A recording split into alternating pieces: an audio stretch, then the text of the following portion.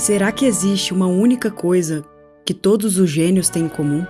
Porque se tiver, essa é uma das perguntas mais importantes que a gente pode se fazer como sociedade. E também como pessoas que querem realizar mais na vida, resolver seus BOs, fazer diferente. É por aqui que você tem que começar. E acontece que existe uma única habilidade que diferencia as pessoas mais geniais da história. É a mais fundamental de todas, que, de certa forma, dá origem às outras. E ela é mais simples do que você imagina. Gênios possuem a habilidade de identificar padrões em coisas que parecem totalmente aleatórias para os outros. Pensa no Da Vinci, por exemplo, que buscava padrões na natureza para achar uma forma de fazer o ser humano voar, no século XV. Da Vinci é considerado por muitos o maior gênio da história, aquele que previu e criou o futuro, porque ele enxergava coisas que, naquela época, ninguém mais enxergava. Gênios veem padrões que ninguém vê. E a gente vai entender agora que isso não é um superpoder.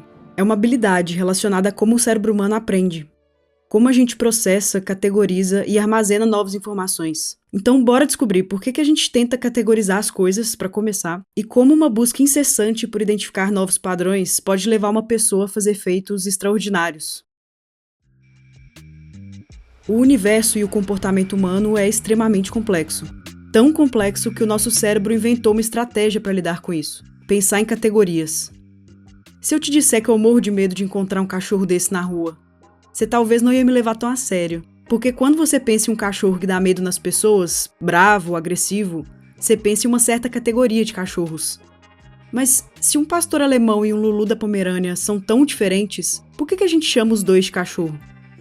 Porque eles compartilham certas características e a gente coloca eles na mesma categoria nesse caso, mesmo que em subcategorias diferentes. Agora, como categorizar as coisas ajuda o aprendizado?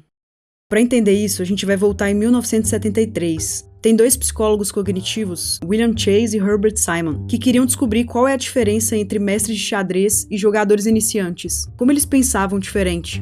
O experimento era o seguinte: os jogadores tinham que olhar para um tabuleiro de um jogo de xadrez por apenas 5 segundos, e depois lembrar a posição de todas as peças. E os mestres de xadrez lembraram a posição de 2/3 das peças, enquanto os iniciantes acertaram 2 peças. Só que depois refizeram o experimento com as peças em posições totalmente aleatórias, que nunca poderiam acontecer num jogo de verdade. E a vantagem dos mestres de xadrez desapareceu completamente.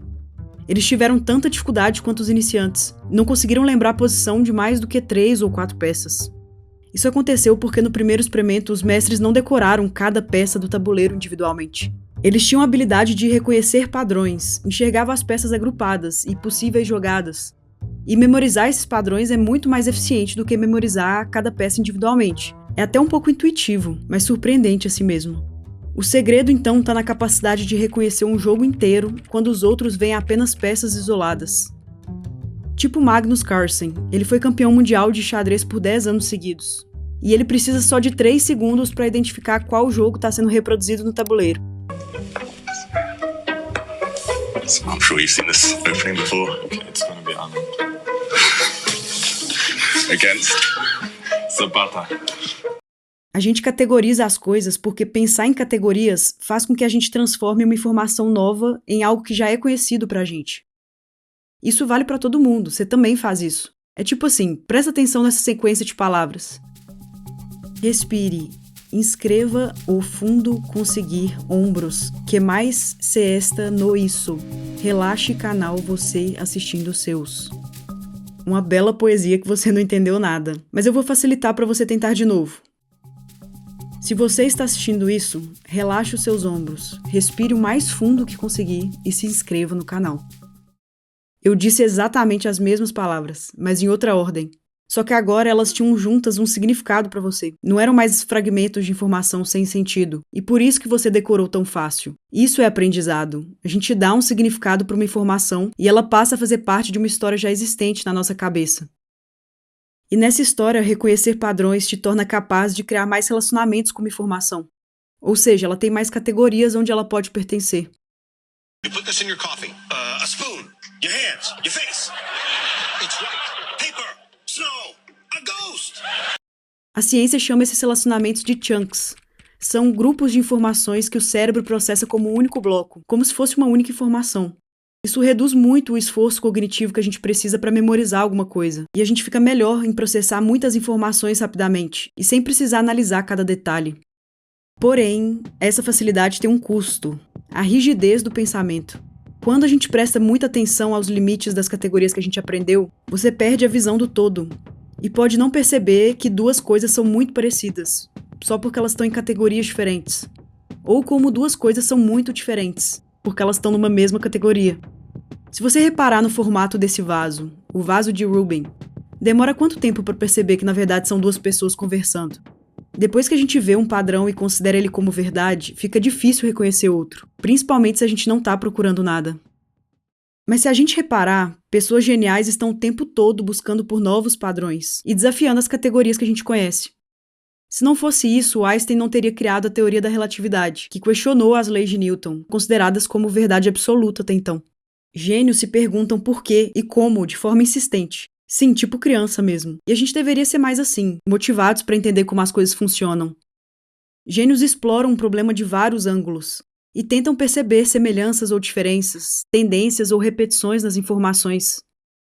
Isso faz com que a gente abstraia uma informação até os seus elementos fundamentais. E assim a gente acaba identificando padrões que podem não ser imediatamente visíveis para as outras pessoas. Diz que isso chama Deep Processing. É um esforço ativo mesmo para buscar padrões nas informações. Tipo nessa conversa que o Magnus Carlsen, lembra dele? E o Guardiola, que é treinador do Manchester City, estão buscando as semelhanças entre futebol e xadrez. I think both in chess and football, the important thing is to control the middle. Another thing is that often in chess also you attack on one side, force the opponent to overload, and then you switch. And you have an advantage on the other side. So in terms of space, it's remarkably similar. Essa busca incessante por novos padrões é o que permite a gente fugir das limitações do pensamento comum e aprofundar em problemas com um olhar diferente. Gênios voltam aos fundamentos e constroem a partir dali. Um gênio que deu uma aula sobre isso foi o Picasso. Ele tem uma obra em que ele criou uma série de ilustrações que retratam um touro. E a cada ilustração ele retira mais e mais elementos do touro, abstraindo os elementos até suas formas mais simples possíveis, até sua essência, para ficar poético. E foi dessa forma que ele fundou seu estilo único, o cubismo, um movimento que propôs representar a realidade de maneira simples e não através dos padrões clássicos, que buscavam a perfeição das formas. Por isso que é tão importante entender os fundamentos de alguma coisa que a gente quer aprender. Sabe aquela história? Se você quiser aprender a desenhar, treine fazer a forma mais simples possível, muitas e muitas vezes, até se tornar fácil, automático. É esse chunk neural bem praticado que faz parecer fácil. Aí você passa para o próximo passo. E nessa história, identificar padrões serve como uma ponte entre o conhecido e o desconhecido. Facilita a transferência da teoria para a prática. E quanto maior a biblioteca desses padrões conectados entre si, uma biblioteca de chunks, quanto mais bem praticados, mais profundos e amplos, mais experiência você tem naquele assunto. Mais fluidez no jeito que você pensa. Porque uma informação passa a fazer parte de várias histórias. E é assim que nasce a genialidade. Essa estrutura de pensamento faz com que uma pessoa se torne excelente em resolver problemas complexos. Quando a gente está preso na resolução de um problema, às vezes o que a gente precisa não é tentar mais e mais, é tentar diferente. E são nessas tentativas que os gênios conectam ideias aparentemente desconexas, identificando semelhanças entre diferentes campos do conhecimento. Muitas inovações aconteceram quando alguém aplicou uma ideia de uma área para resolver um problema em outra. Essa interdisciplinaridade é uma característica bem marcante dos gênios. E quando a gente estuda o trabalho dessas pessoas, a gente percebe que enxergar padrões é uma habilidade intelectual que pode ser desenvolvida. Como diria o Einstein, eu não tenho nenhum talento especial, eu só sou apaixonadamente curioso.